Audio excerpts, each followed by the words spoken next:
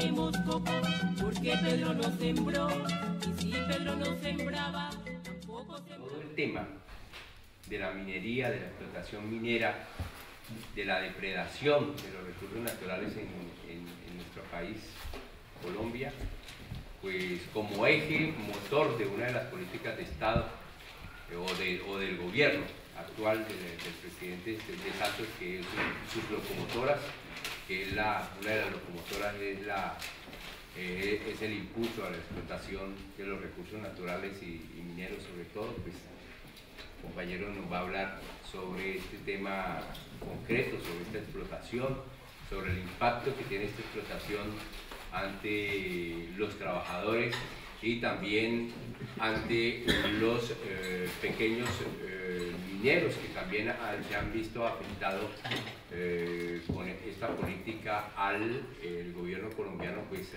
haberles permitido o dado la concesión de la explotación a las multinacionales.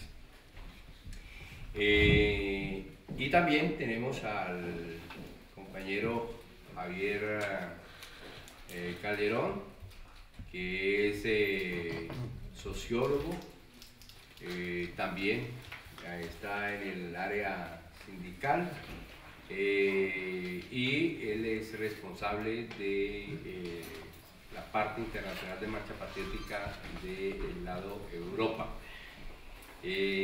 Con ellos, pues, entonces vamos a presentar en el día de hoy todo este informe que hay sobre la minería y también sobre el movimiento social en Colombia. Vamos a hacer dos intervenciones, la intervención del compañero Joaquín sobre la cuestión minera, de pronto la intervención de Javier también sobre la situación social, cómo está el movimiento social en Colombia, y luego pues hacemos una discusión abierta, de pronto aportes y preguntas, inquietudes que ustedes tengan acerca del tema que hemos abordado. Entonces, sin más preámbulos, pues los dejo con el compañero Joaquín Romero para que nos exponga todo este informe sobre la cuestión minera en Colombia. Muchas gracias.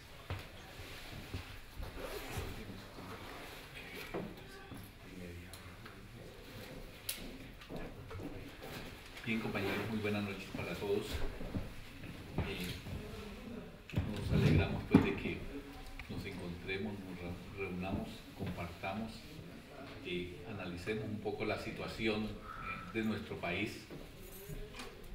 Efectivamente, pues quisiera ver un poco la relación de Marcha con el movimiento sindical. Hay una discusión digamos, en Colombia frente a por qué FCM, siendo una federación internacional, está ligado con Marcha.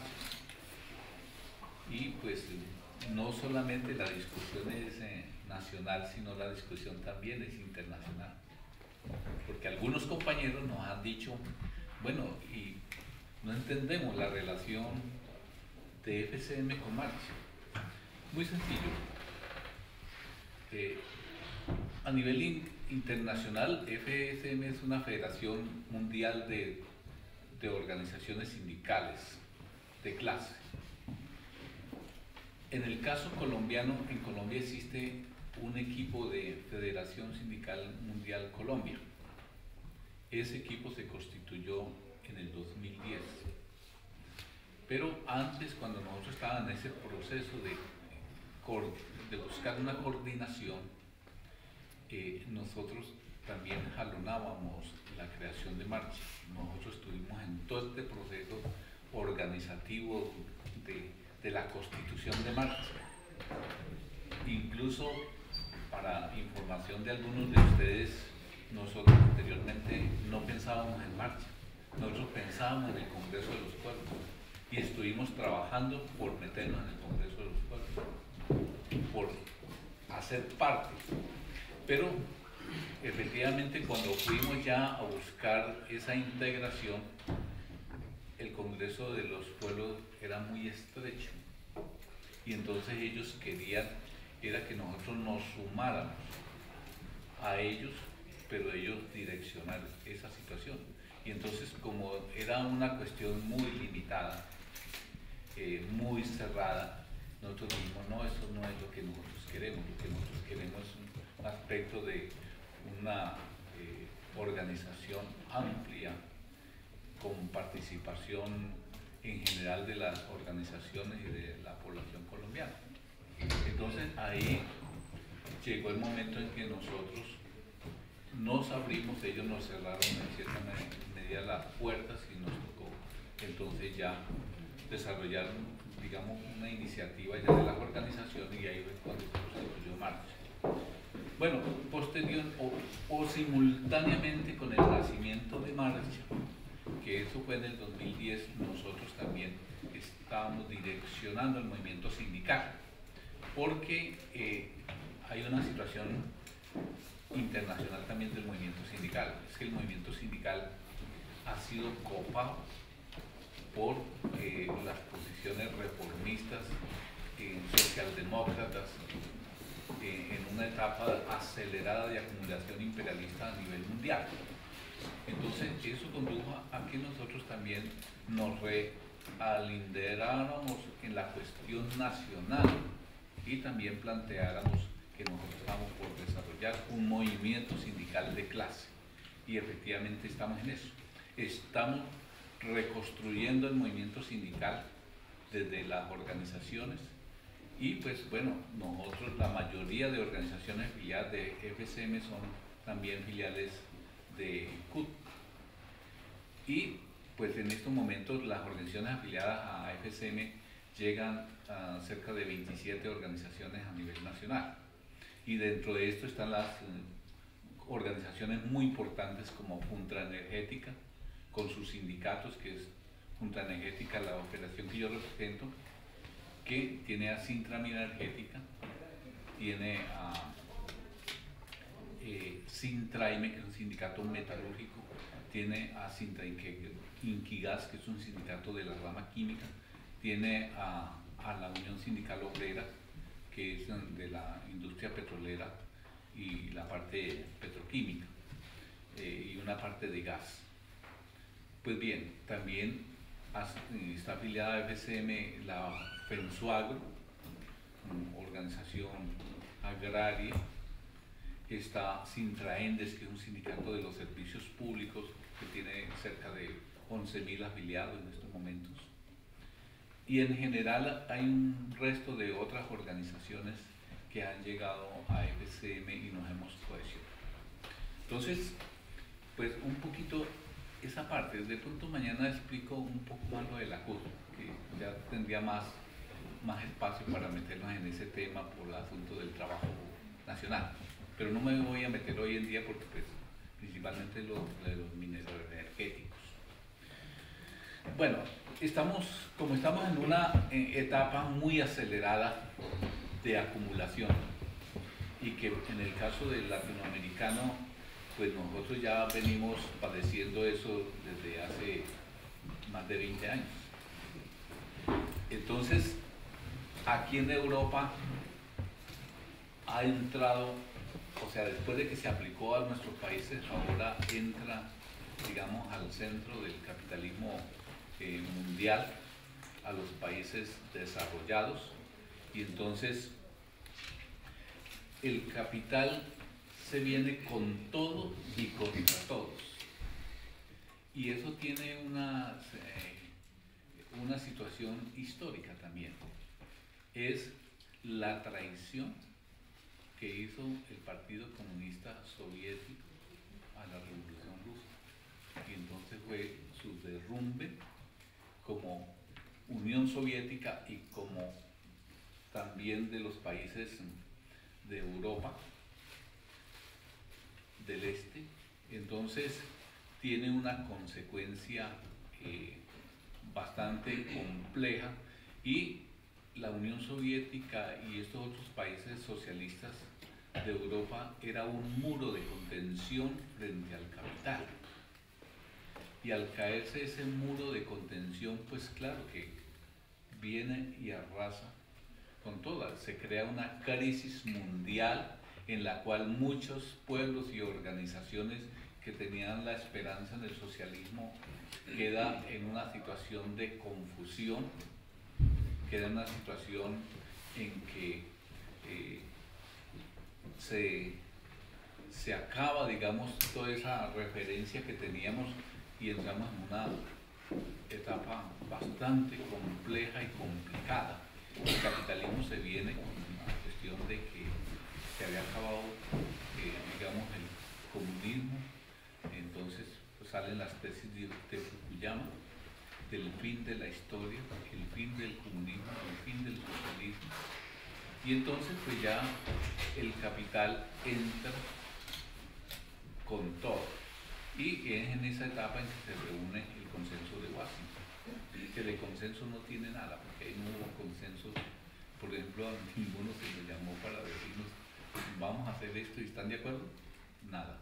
Eso fue un aspecto del gran capital. Pues bien, entonces, en esas condiciones, entonces se viene una etapa de acumulación imperialista acelerada. Y a estos países, digamos, en vías de desarrollo que se llamaban anteriormente, por ejemplo, como el caso de Colombia, el caso de México, el caso de otros países, se nos plantea y se nos impone una política muy agresiva para destruir el aparato productivo y entonces convertirnos en países pues de suministro de materias primas. Entonces, bueno, eso de las locomotoras es como un reacomodamiento, pero eso de las locomotoras ya venían funcionando y han venido funcionando desde hace tiempos atrás. Y Uribe fue uno de los principales impulsores de eso. Lo que pasa es que Santos ya ahora le coloca un nombre. Y entonces dice la locomotora mineroenergética. Pero aparte de la locomotora mineroenergética hay otras locomotoras que están desarrollándose, que son 5 locomotoras. Pero la más, digamos, que tiene prevalencia, que está, digamos, mucho más en la cuestión nacional, es la locomotora mineroenergética, porque son los recursos naturales. Pues bien, entonces en esa dirección, nuestro país es un país de muchos minerales, tiene una diversidad de riquezas naturales. Tiene mineral, por ejemplo, como el agua. El agua es un mineral y Colombia es uno de los países que posee unas inmensas riquezas de agua dulce. Tiene el páramo de Sumapaz y tiene una cantidad de agua por todo el territorio y entonces tiene otros páramos y nevados y toda esta cosa. Entonces ellos se han venido, digamos, apoderándose del agua. Y hay que tener en cuenta que las guerras más cruentas que vamos a padecer nosotros si no logramos detener estas locomotoras va a ser la guerra del agua. Mucho más cruentas que la guerra del petróleo y que las otras guerras juntas. ¿Por qué? Porque nosotros podemos vivir sin petróleo. Vivimos sin petróleo, la humanidad vivió millones de años sin petróleo, pero sin agua es imposible. Es imposible vivir sin agua. Y entonces el agua ha venido en un proceso de privatización.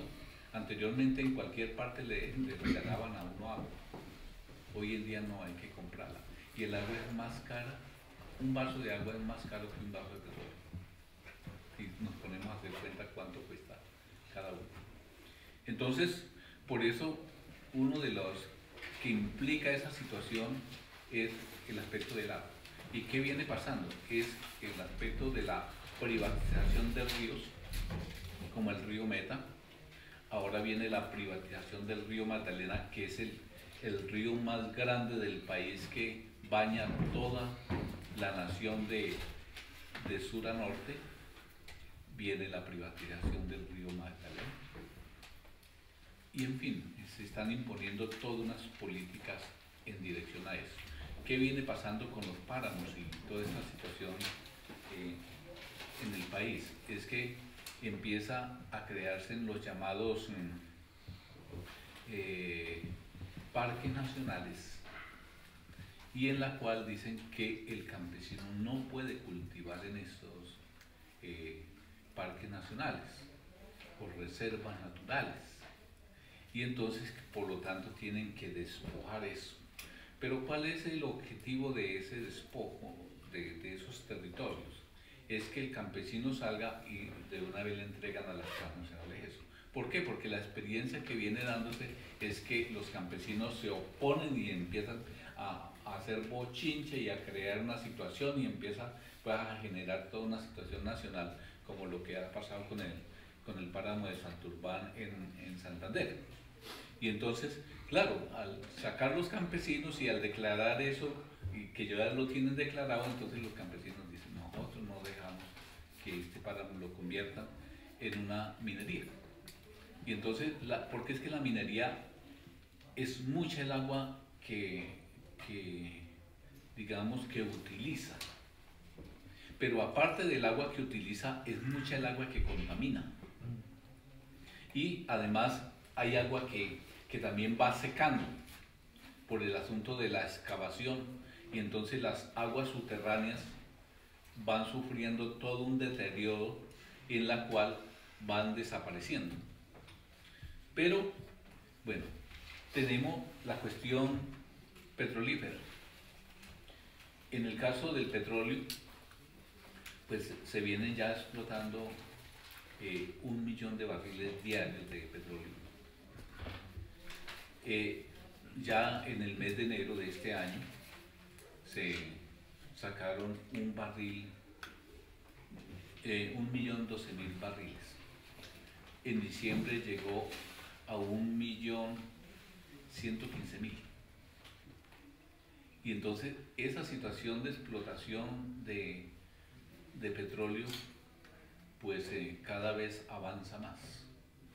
Y en todas las áreas donde hay explotación petrolífera, digamos por ejemplo donde está el oleoducto Caño Limón Coveñas, hay 6 kilómetros hacia los márgenes de esos oleoductos donde el campesino se le prohíbe cultivar o acercarse, porque supuestamente es una amenaza contra esos oleoductos. Bien, y también el aspecto de la sacada de ese petróleo, digamos, en una forma, digamos, acelerada y irracional. Eso también va creando un aspecto de suelos, un aspecto de aguas subterráneas, un aspecto de la agricultura, o sea, tienen una cantidad de implicaciones. Más sin embargo, pues lo que se plantea de que nosotros tenemos unas reservas petrolíferas de alrededor de 2.500 millones de barriles. Pues eso, digamos, comparado con otros países es bajo, pero de todas maneras es una reserva importante. Y en la medida en que se viene explotando, pues eso en poco tiempo pues no va a quedar, digamos, nada de eso. Pero lo que sí queda son los desastres. Porque donde se da la explotación petrolífera hay desalojos. Hay el aspecto de los paramilitares. Hay el aspecto de la prostitución. Hay el aspecto del cambio de la cultura ancestral. ¿Por qué? Porque ya la gente que vive al lado dice, yo no voy a cultivar, es más, mejor me meto a que me paguen un salario más alto allá en las petroleras. Entonces va abandonando toda su cultura de la siembra, de la parte agraria, digamos, de la integración comunitaria. Entonces sufre todo un proceso de destrucción de la cultura ancestral. Bueno, Y pues también hay otra cuestión muy grave, es que esos, digamos, exportaciones de petróleo no lo hacen los colombianos. Eso lo hacen son las empresas transnacionales o multinacionales, como hoy se llama desde el punto de vista corporativo, porque las transnacionales nos han venido cambiando el lenguaje. Es cambiando el lenguaje para no mostrar la, digamos, la crueldad y el salvajismo del capitalismo. Ustedes verán que ya al patrón no se le dice patrón, porque un obrero se le dice un patrón y lo identifica de una vez con el que explota, con el que reprime, con el que oprime, con el que lo despide, con el que lo sanciona, con el que lo discrimina. Pero si usted dice, no, es que es el empleador aparece como el que le sostiene la familia, como que el que le paga los salarios, como que el que, digamos, benefactor. Entonces no aparece la lucha de clases, porque se trata de ocultar el aspecto de la lucha de clases. Y entonces, claro, con todas esas teorías del gran capital y de las políticas corporativas transnacionales, entonces ya no aparece esa parte. Bien. Tenemos, claro, el aspecto de que Colombia es un país privilegiado, y entonces tenemos ahí la parte de la formación de la luna, que son esa parte de riquezas naturales. Y bueno, se han venido explotando y cada vez se abren más pozos. Por ejemplo, en el 2011 la sísmica llegó a 23.960 kilómetros y la perforación alcanzó 126 pozos. Entonces cada día están, digamos, abriendo más pozos y ya están abriendo pozos en zonas donde pues aparentemente no haya petróleo, pero ya empieza a descubrirse.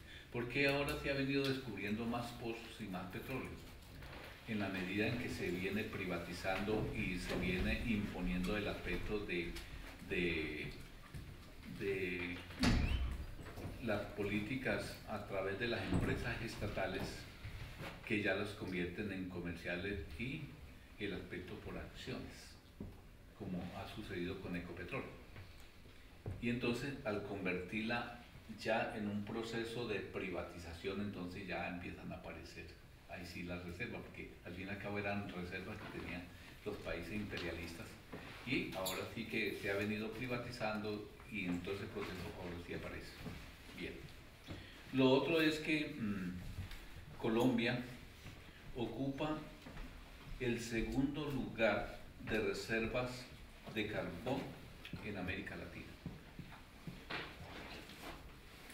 y posee el 72% de esas reservas de carbón térmico, es decir, carbón coquizable que sirve para la siderurgia y sirve para todo ese proceso de digamos, energético, que incluso ya hay procesos de licuefacción del carbón en la cual producen ya combustible. Entonces, el país tiene unas reservas aproximadas de 17.500.000 toneladas y hasta ahora pues ahí hay unas tonelaje ya digamos medidos que está en los 7.600 millones y de eso el 88% de esas reservas están depositadas en La Guajira y el Cesar. El otro 12% está principalmente ubicada en Cundinamarca, Boyacá y Santander. Ya los monopolios transnacionales están incursionando en Cundinamarca, en Boyacá, en Santander, ya empiezan a aparecer, ya están haciendo ya contratos y además son contratos muy leoninos, son contratos de concesión, es decir, como contratos que se hacían en la época de la colonia española, que no son de asociación, donde se asocia una empresa con otra y no, es de concesión y se da a perpetuidad, es decir, hasta agotar las reservas. Colombia también es uno de los está en el tercer lugar de Latinoamérica de producción de oro.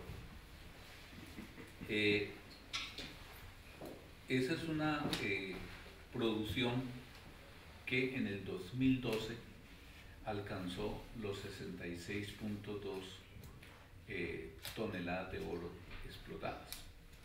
¿Quiénes explotan ese oro? Ese oro lo explotan principalmente, está la Anglo-Gold Ashanti, está la Greystar, y hay alrededor de unas 40 empresas transnacionales, 40 monopolios transnacionales que están ahí. Pero principalmente todos estos monopolios que explotan las riquezas naturales en Colombia son monopolios angloamericanos. Claro, nos dicen, esta es una empresa sudafricana, esta es una empresa holandesa, esta es una empresa canadiense. No, lo que pasa es que en Toronto, pues ahí es donde se compran en la bolsa las acciones y todas esas cosas, pero por lo general son monopolios angloamericanos, porque es el principal capital que está metido allí. Pues bien, entonces el aspecto del oro como la explotación de carbón es muy grave. ¿Por qué es grave? Ustedes pueden ver en internet, se meten y buscan Drumo, explotación de Drumo en el Cesar o explotación de Intercore en La Guajira, y podrán ver los desiertos que vienen produciendo en esos departamentos. Son desiertos, porque allí la explotación ha sido tan grande que han dejado unos socavones inmensos y unos desiertos inmensos que están allí en esta parte, y la contaminación es tan grave que, por ejemplo, en el Cesar los médicos han medido y han diagnosticado el aspecto del aumento de las enfermedades respiratorias dentro de la población que vive alrededor de esa explotación carbonífera, y han aumentado hasta en el 300% las enfermedades respiratorias en la población que no está laborando allá en las minas. Empieza a verse una destrucción del aspecto agrario de los cultivos, porque ya la contaminación llega y no deja crecer, digamos, las matas. Entonces esa contaminación es muy seria. Las partículas de carbón que hay en la atmósfera son muy grandes. O sea, las medidas que están tomando incluso del Ministerio del Medio Ambiente es, digamos, ha pasado los límites permisibles, mas sin embargo no se toma ninguna medida. Yo le explicaba por aquí en el día de hoy, en las conversaciones que hemos tenido con algunos parlamentarios y algunos compañeros, que esa situación, digamos, de la contaminación es muy grave, muy seria, porque hay el aspecto del desvío de ríos, el secamiento de ríos y el aspecto de la destrucción es inmensamente grave. Incluso sucede esa parte, pero también sucede de que esa riqueza y esos carbones que sacan, nosotros por cada tonelada de carbón que se extrae del país, nosotros estamos perdiendo alrededor de unos $10 por cada tonelada. Y bueno, y las regalías son multimillonarias. Pero es que al Estado colombiano le toca colocar, en el caso de la Drumo, tiene alrededor de 3.500 soldados que cuidan las estructuras de mina, de ferrocarriles y puertos. ¿Quién paga ese ejército? Lo pagamos nosotros con nuestros impuestos, lo pagamos los colombianos para que se lleven el carbón. ¿Quién coloca la infraestructura ferroviaria? la colocamos el Estado colombiano. Y Drumo demandó a Colombia en un tribunal de París, Tribunal de Comercio, y en el mes de diciembre le hicieron efectiva la sanción que le aplica ese tribunal a Colombia y le toca pagar 61.000 millones de pesos a la Drumo por no haber arreglado y haber dejado esas carrileras buenas para que nos hubieran despojado del petróleo. Pero Drumo hace una, digamos, descarga de una barcaza con 500 toneladas de carbón y las riegan en el mar, en las playas de Santa Marta, donde hay aspecto de los corales y toda esta cosa. Claro que eso no es nuevo, Drumo siempre ha contaminado, diariamente está contaminando, están regando carbón en el mar. Y le aplican una multa de cerca de 3.000 millones de pesos. Pero ya se hayan embolsillado, o sea, ahí les quedan 58.000 millones de pesos ahí libres. Pero bueno, eso es una cosa brutal, o sea, estar uno allá, eso, pues, digamos, decirlo aquí es una cosa y estar uno allá eso es diferente. Ahora, el desplazamiento que ha producido ese aspecto de explotación es grave, serio, digamos, desplazamiento de campesinos, el aspecto de matazón de personas es muy grande. Nosotros a veces hablamos de los dirigentes sindicales asesinados y todas cosas, pero el asesinato de la población, eso es masivo. El aspecto del desplazamiento, de la amenaza, también es grave. Pues bien, y eso sucede también en el aspecto del oro. Y entonces en el oro pues se utilizan cantidad de químicos, se utiliza el cianuro, se utiliza el mercurio, y eso contamina seriamente las aguas. Entonces hoy en día los pescados que están, digamos, que se pescan en los ríos donde hay explotación, digamos, de oro, está contaminado. Y miran, bueno, ¿y cómo se contamina? Resulta que el pescado se come el plancton y el plancton recoge las partículas digamos, de estas contaminaciones, y el pescado las consume. Entonces cuando ya uno come el pescado, entonces también se contamina. Entonces, bueno, y en esa situación del oro también hay un desplazamiento masivo de población.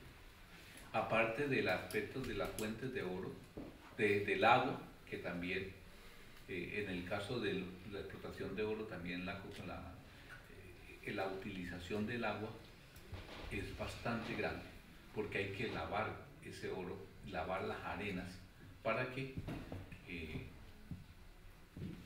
pueda purificarse el oro.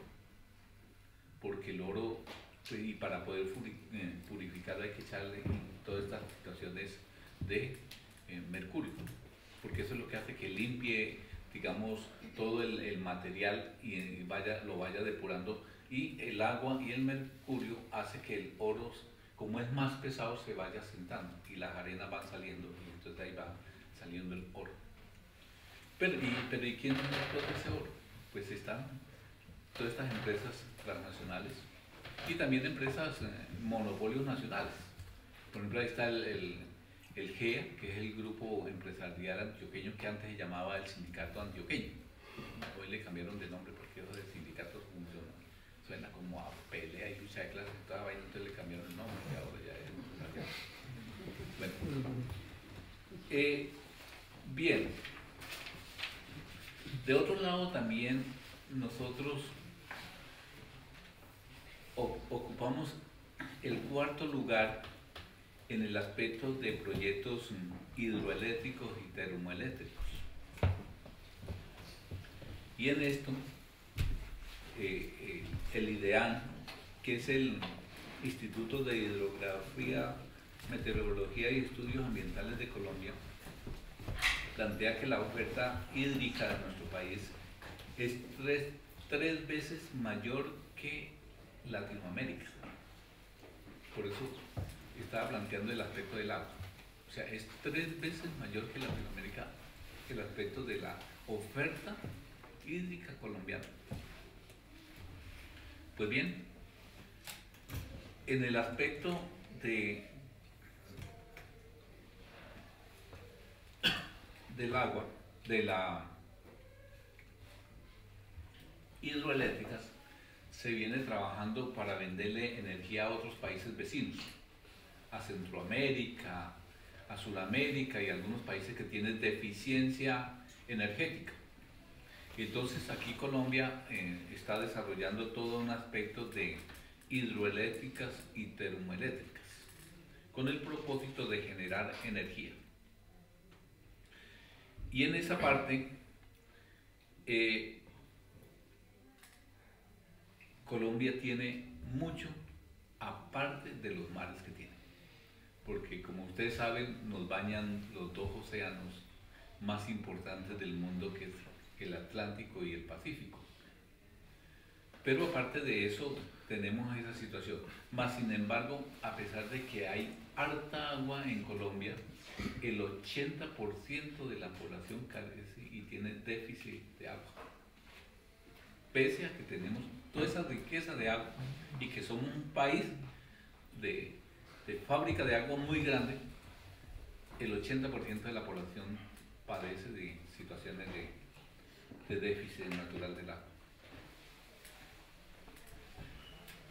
La producción hídrica de energía abarca el 81%, mientras la térmica el 19%. Se ha venido planteando de crear otras alternativas energéticas como la eólica, el aspecto solar, pero eso todavía no se implementa. Uno, por ejemplo, en Atenas, no sé si te diste cuenta, compañero Javier, ahora que acabamos de llegar de Atenas el día de ayer, en Atenas utilizan mucho el aspecto de la energía solar. Y ve uno pues todo el aspecto de esa energía. Y es mucho más económica, más limpia y toda esa situación. Pero allí en estos países no se utiliza porque lo que necesita es despojarnos de esas riquezas. Y por lo tanto somos un país de bastante reserva. Entonces, en esas condiciones, entonces el país se convierte en un país primario, o sea, volvemos a la época de un retroceso de un siglo o algo más en el desarrollo del país. Es decir, este no es un país en vías de desarrollo, sino en vías de retroceso. Entonces vamos hacia allá. Es un país industrializado. Nosotros hemos venido analizando que esa es una contrarrevolución mundial. ¿Por qué? Porque al destruir el aparato productivo que es el desarrollo de las fuerzas productivas, el desarrollo de la humanidad, entonces en cualquier momento en que nosotros querramos hacer un cambio, pues nos va a quedar muy jodido administrar un estado en la cual se ha destruido todo un aspecto productivo, y entonces nos toca arrancar de cero.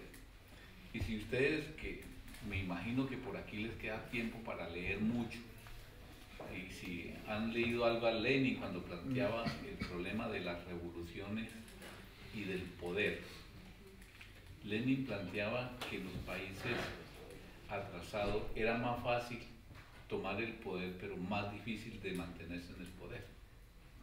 Y en aquellos países altamente desarrollados era más difícil tomarse el poder, pero era más fácil conservarse en el poder. ¿Por qué? Porque se habían creado las bases materiales para un proceso de cambios. Y resulta que si nosotros estamos en semejante situación de destrucción, pues ¿qué nos va a quedar en el momento en que nosotros logremos tomar el poder? Eso tiene que ver con unas dificultades serias y que tenemos que irlas analizando.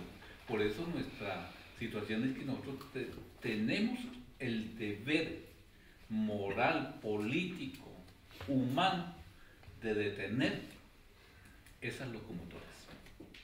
Las tenemos que detener a como dé lugar. Por eso el aspecto de marcha tiene una significación muy estratégica en sus propuestas, en sus planteamientos, porque si no es dejar que esto continúe al ritmo que va. Bueno, nosotros tenemos otra cantidad de minerales. Mire, la verdad que los minerales que nosotros tenemos, aparte del petróleo, del gas natural y propano, del carbón, del oro, tenemos níquel, tenemos esmeraldas, tenemos cobre, entre otras. En el caso de Carmen de Atrato, los japoneses y otras empresas europeas están explotando unas minas que dicen que es de cobre, y resulta que allí salen detrás del cobre, pero explotan como cobre, sale oro y sale otros minerales supremamente, digamos, costosos y preciosos, salen ahí y se los traen como si fuera cobre. Platino. Sí.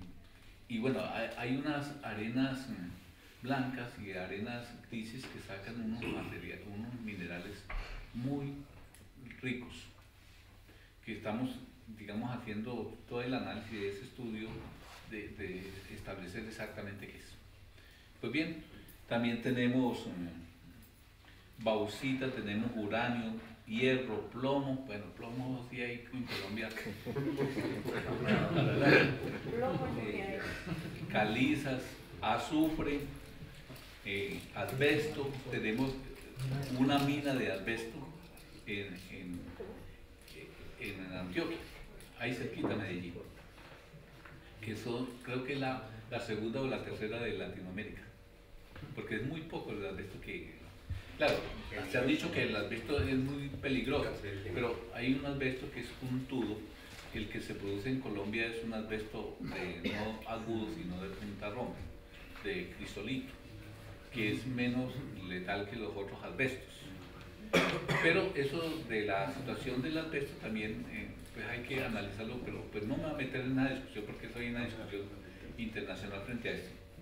Pero bueno, también hay el aspecto de yeso, dolomita, mármol, del vespato, arcilla, sílices, cuarzos, sal terrestre, sal marina. Bueno, tenemos muchas cosas, y tenemos el coltán, que es, como lo explicaba yo en la conferencia o en la charla ahora antes, y para los que no estuvieron ahí, el coltán ha sido descubierto y hay bastante en la Orinoquía colombiana y venezolana, y es donde se dan los mayores conflictos, y siempre donde hay la riqueza es donde se dan las principales confrontaciones y más agudos conflictos que hay en el país, se dan en esas zonas.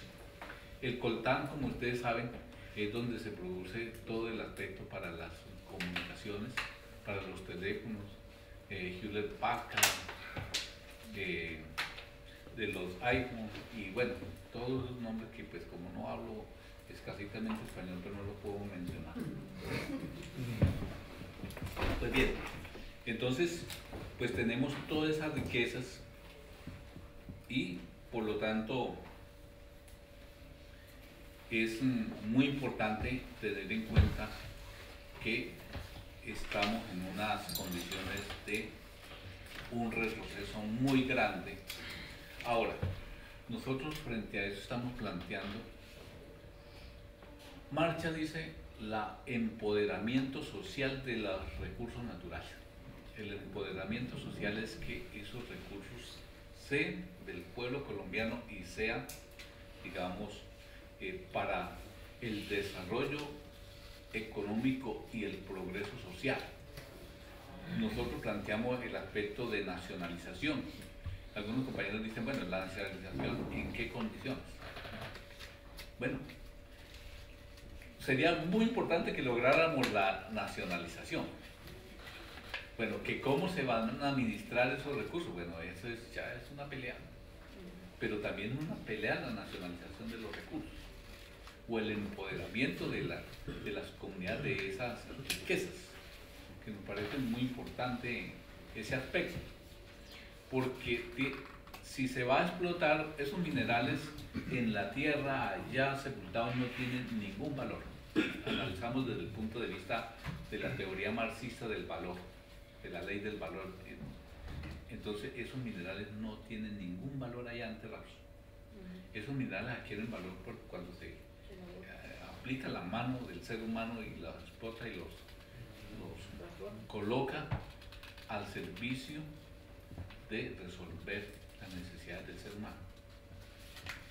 Entonces nosotros decimos, esos recursos hay que explotarlos muy racionalmente, en armonía con la naturaleza.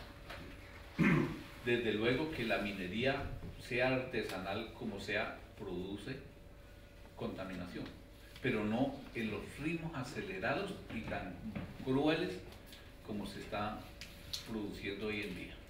Ahora, la minería en Colombia descansa sobre la pequeña y mediana minería. Es decir, donde se han hecho todos estos proyectos de gran minería en Colombia, están los cementerios de los pequeños y medianos mineros. Y entonces, cuando hoy se plantea un aspecto de explotación minera en gran escala, se modifican las leyes para dar los beneficios a esos monopolios que tienen plata, que tienen recursos, y se le aplica a los pequeños mineros un poco de leyes que es imposible de cumplirlas, o sea, no son para ellos. Y entonces hoy se le denomina que son ilegales. Esa es la política de la ilegalización del aspecto de los pequeños y medianos mineros. Claro, hay que entender que dentro de eso también hay monopolios que tienen una minería en la cual no cumplen ningún requisito.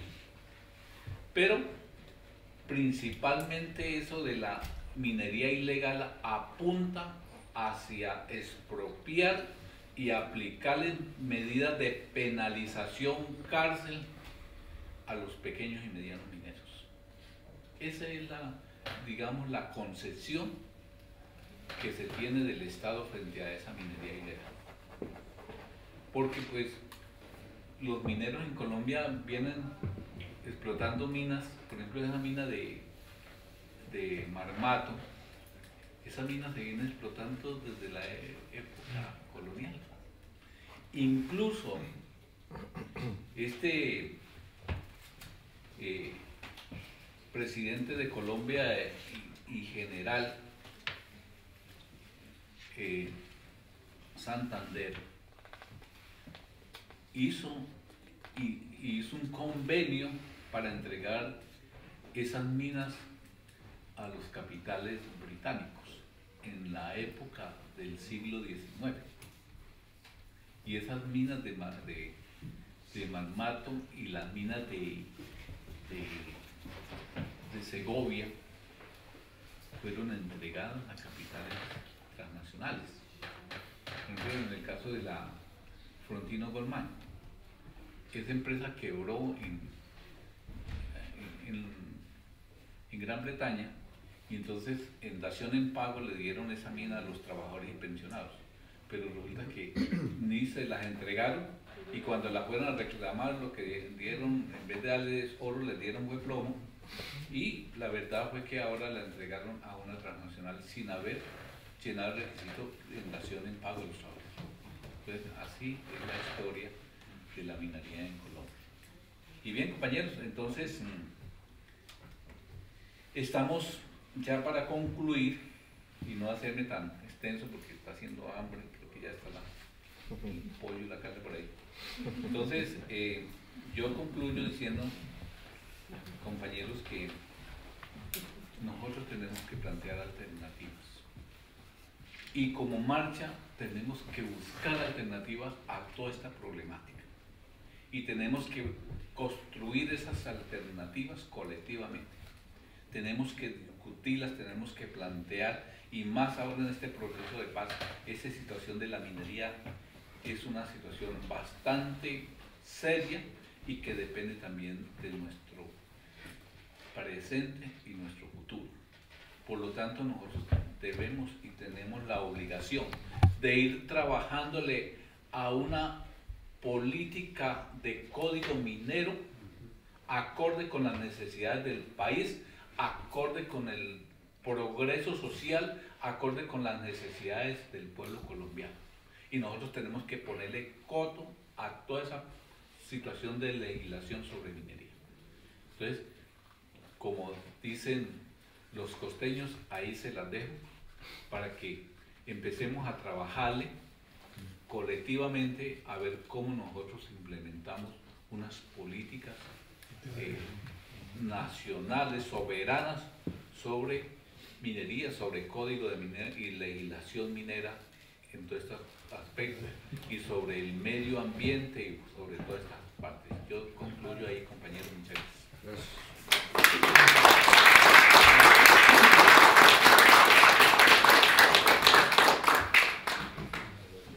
Bueno, muchas gracias a compañero Joaquín por esta exposición tan importante. Yo creo que hay mucha información a través de esta exposición que de pronto pues para muchos es nuevo, ya toda la depredación que se está dando en Colombia acerca de la cuestión minera. Seguimos entonces con el compañero Javier Calderón, que es coordinador en Europa de Marcha Patriótica, hace parte también de la Coordinación Internacional de Marcha Patriótica.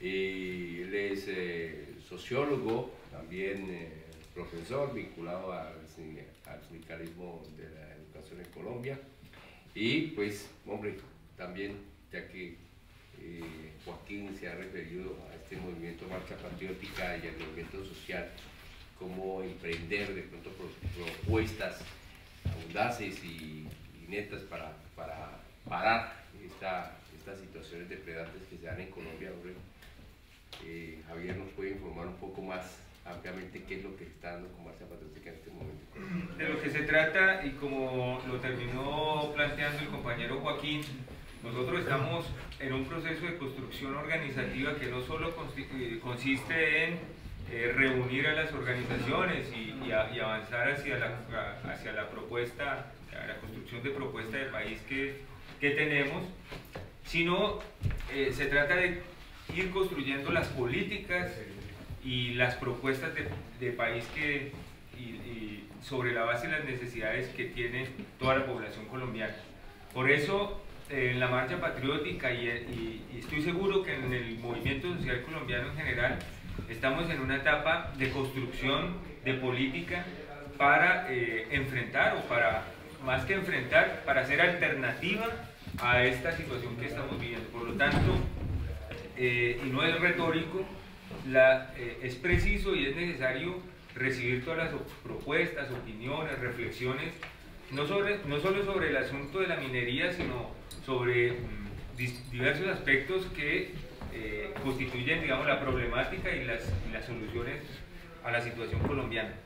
El tema minero en general es un debate de América Latina, o sea, no es un debate exclusivo de los colombianos, es un debate que se está dando desde la Patagonia hasta México, que los mexicanos siempre nos dicen que ellos no son de Norteamérica, que ahí empieza Latinoamérica. Y digo esto porque tanto en los gobiernos de izquierda y democráticos de América Latina, como en los países donde gobiernan la derecha, el tema minero es un tema en discusión, y es un tema bastante de difícil discusión.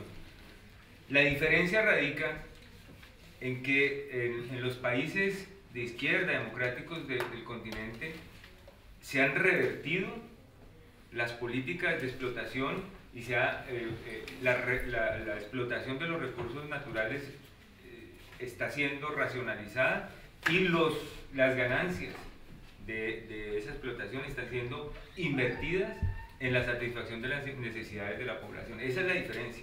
Mientras que en los gobiernos de derecha, en Perú, en Colombia, en Chile, solo para mencionar Paraguay, el tema de la explotación de recursos naturales en general, no solamente los mineros y energéticos, sino también el agua y otros recursos naturales, está siendo,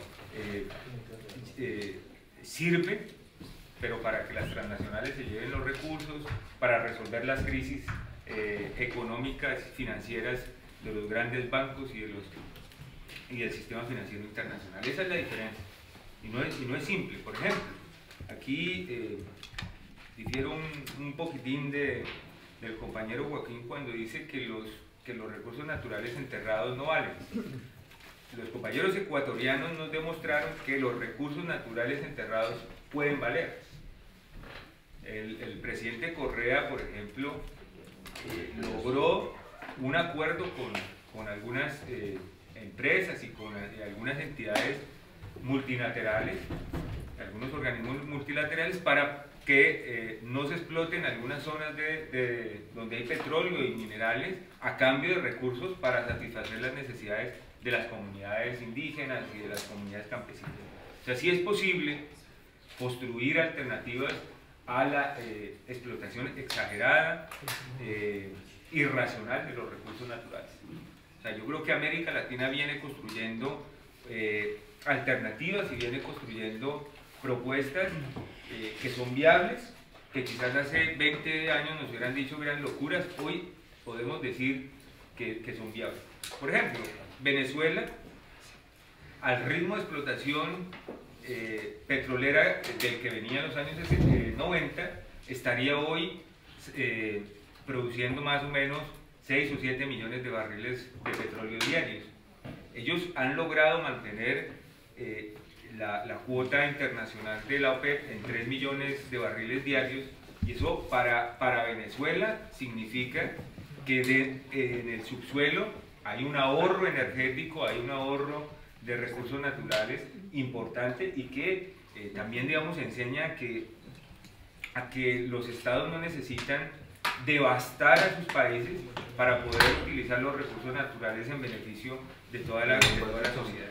Solo para nombrar algunos casos, por ejemplo, los compañeros bolivianos nos han enseñado que los contratos de asociación o que los contratos que tenían con las multinacionales que iban en detrimento de sus propósitos y de los propósitos nacionales se pueden revertir.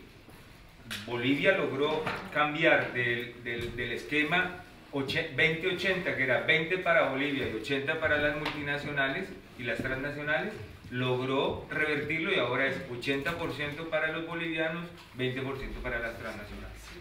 O sea que es posible, que sí se puede hacer, y que eso no detiene o no lo que llaman el progreso, ni mucho menos, sino que al contrario se construyen posibilidades de construcciones nacionales con igualdad, con equidad, con bienestar para las poblaciones. América Latina nos está dando las lecciones y nosotros, por fortuna, las venimos aprendiendo. Marcha Patriótica, por ejemplo, es el resultado, la síntesis de todas las luchas o de muchas luchas de los campesinos, de los estudiantes, de los trabajadores, que durante 20 años se resistieron al neoliberalismo, se han venido resistiendo al neoliberalismo. Organizaciones que surgieron en defensa de los territorios, en defensa de los puestos de trabajo. También organizaciones que han surgido después de la destrucción total del empleo, de las garantías, de las pocas garantías sociales que había en Colombia, pero que se destruyeron a causa del neoliberalismo. Surgieron organizaciones en defensa o por la recuperación de sus derechos perdidos. A causa de la guerra surgieron organizaciones civiles de defensa de los territorios, de defensa de los derechos humanos. Hay organizaciones que nacieron, que se constituyeron para poder sobrevivir a la guerra, para poder sobrevivir al neoliberalismo. Todas esas organizaciones hoy vienen confluyendo en procesos unitarios, unos en la marcha patriótica, 2.200, 2.200, ya no sabemos exactamente, pero son como 2.230 organizaciones en este momento. En el Congreso de los Pueblos, que es otra organización que aglutina sectores, allí también han venido confluyendo sectores sociales y sectores, organizaciones sindicales, políticas, organizaciones no gubernamentales. Se logró crear un espacio de coordinación nacional que se llama Comosocol, Coordinadora de Movimientos Sociales de Colombia, donde estamos todos. Comosocol, bueno, es que ha cambiado varias veces de nombre, pero en esencia es una coordinadora de todos esos movimientos que han surgido y que nos permite estar pensando, por ejemplo, el 9 de abril hacer en todo el país una movilización unitaria, popular, por el apoyo a los diálogos y en exigencia a la solución política de al conflicto. Movilización que seguramente va a ser masiva, esperamos en Bogotá, solamente va a ser en varias ciudades del país simultáneamente. En Bogotá estamos esperando sobrepasar la movilización más grande en los tiempos, que fue la de la instalación de la Marcha Patriótica en los últimos años. La instalación de la Marcha Patriótica el año pasado hubo más o menos 100.000 personas. Este año nosotros esperamos que el 9 de abril, una fecha histórica para nosotros, 65 años después del asesinato de Jorge Luis Gaitán, reeditemos la Marcha del Silencio, con 300, 400.000 personas en Bogotá exigiendo la salida política. Se viene moviendo el movimiento social, se creó pudimos confluir en la idea de la solución política, pudimos confluir en la idea de construir una plataforma desde los movimientos sociales y populares para cambiar el país, para proponerle a la sociedad en conjunto un país distinto, un país sin locomotora minera, sin la explotación irracional de los recursos naturales, pero también un país con una democracia distinta, con participación, con igualdad, con equidad, con distribución de los recursos nacionales, con impuestos progresivos. Esto es un programa que para los compañeros y compañeras europeos o europeas es un programa liberal, que aquí quizás lo pudieron concretar hace 200, 250 años. Nosotros estamos pensando modestamente en un programa que nos conduzca a vivir mejor y a poder entablar en otras condiciones y profundizar otras luchas y poder desarrollar ideas y discusiones de hacia dónde conducir nuestro país. Pero bueno, esa es la realidad que tenemos y así es que, pues, digamos, es la situación en que nos encontramos en este momento. Estamos en el marco de un proceso, hemos aprendido también de Latinoamérica, en que de otros procesos, que los movimientos sociales pueden construir sus instrumentos políticos para luchar por sus necesidades.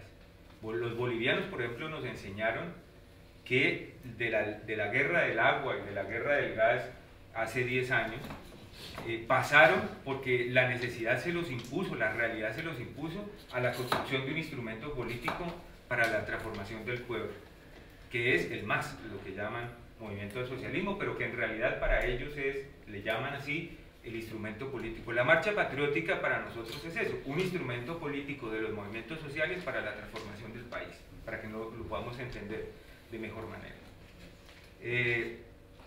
Allí hemos venido confluyendo, allí hemos venido discutiendo, entendemos que hay otras organizaciones, que hay otros procesos, que esperamos que podamos dinamizar con otras organizaciones, sectores como los del Polo Democrático, con otros compañeros que entendemos son del campo democrático colombiano, podamos confluir a unos espacios unitarios más grandes, donde en realidad que en realidad nos potencien como posibilidad, como alternativa política en nuestro país.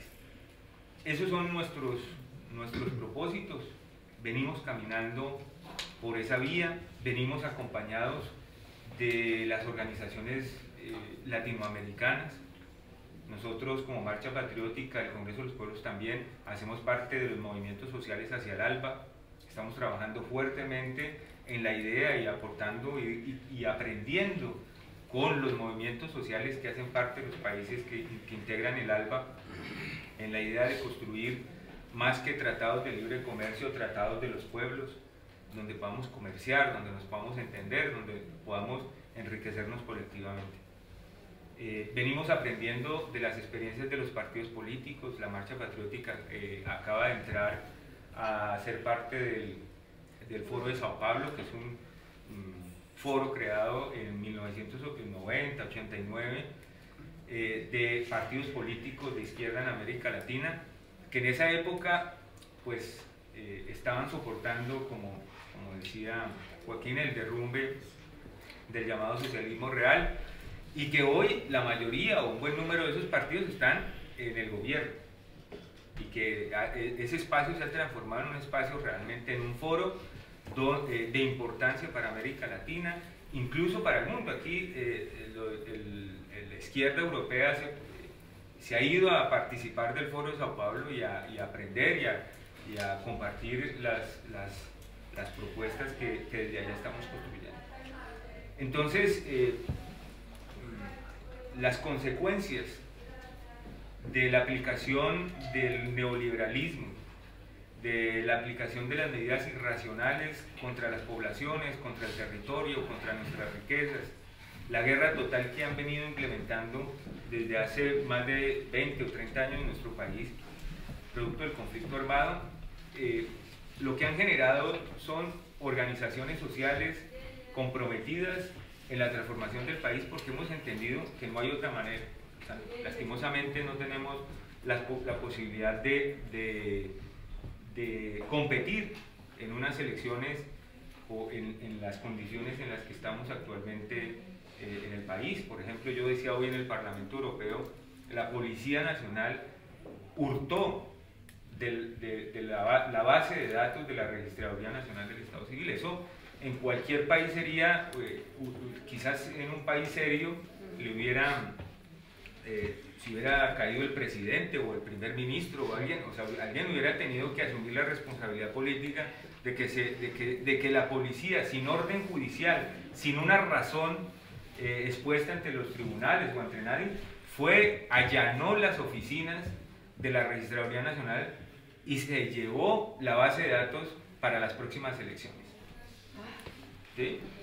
Eso salió en la prensa y todo, pero nadie lo conoce, eso no pasó nada, ahí se quedó. Bueno, en esas condiciones es que nosotros estamos, más que competir en esas condiciones electoralmente, pues realmente es muy difícil, para no contarles aquí lo que hablábamos esta tarde de la historia de clientelismo, de corrupción y de otros temas que configuran el sistema actual político en nuestro país.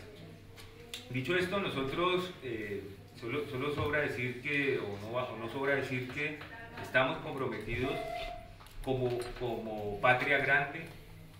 Entendemos cuando decimos que somos patrióticos, decimos, no somos chauvinistas, o no pensamos en un nacionalismo a la colombiana, pensamos en la patria grande latinoamericana. En eso es que estamos pensando cuando decimos patrióticos, y pensamos que somos la marcha que han emprendido nuestros pueblos, no solamente el pueblo colombiano, en la búsqueda de su independencia y de una independencia definitiva.